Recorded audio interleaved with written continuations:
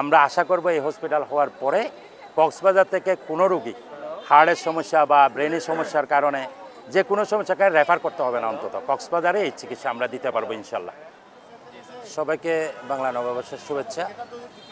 আমরা hospital D mariner পক্ষ থেকে আজকের এই নববর্ষের আয়োজনে ফ্রি মেডিকেল ক্যাম্প করছি। কক্সবাজার পর্যটন নগর হিসেবে আমরা চিকিৎসা সেবা অনেক পিছিয়ে আছি। এটা পর্যটন নগর হিসেবে আমাদের অনেক এগিয়ে যাওয়ার কথা ছিল স্বাস্থ্য খাতে, কিন্তু আমরা পিছিয়ে আছি। আমরা হসপিটাল ডি মেরিনা যে উদ্যোগ নিয়েছি, আমরা আশা করছি এই হসপিটাল বাস্তবায়নের পরে কক্সবাজারবাসী বর্তমানের সময়ের সবচেয়ে অত্যাধুনিক সেবাসমূহ এখানে পাবে। আমরা একেবারে বলতে গেলে আন্তর্জাতিক মানের সেবায় নিয়ে আমরা এগিয়ে যাচ্ছি। আমরা এখনও আমাদের নির্মাণাধীন, হয়তো আমরা স্বল্প সময়ের মধ্যে এটা আনুষ্ঠানিক ওপেনিংয়ে যাব।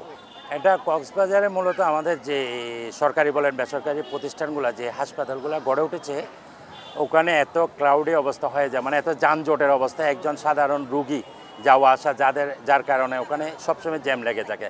আমরা এই কারণে আমরা বেছে নিয়েছি আমরা আলাদা একটা নিরিবিলি পরিবেশের মধ্যে যাতে স্বাস্থ্যসেবাটা নির্বিঘ্নে সবাই পেতে পারে, সেজন্য আমরা আলাদা একটা জায়গায় বেছে নিয়েছি যেখানে সবাই একদম স্মুথলি গিয়ে সেবাগুলো নিতে পারবে, যেখানে হসপিটালের যে গ্যাঞ্জামের মধ্যে আর থাকতে হচ্ছে না। ওই জন্যই আমরা মূলত ওই জায়গা থেকে আমরা ভিন্ন একটা জায়গায় নিয়ে গেছি, যেখানে নিরিবিলি পরিবেশ সবার জন্য উন্মুক্ত থাকবে।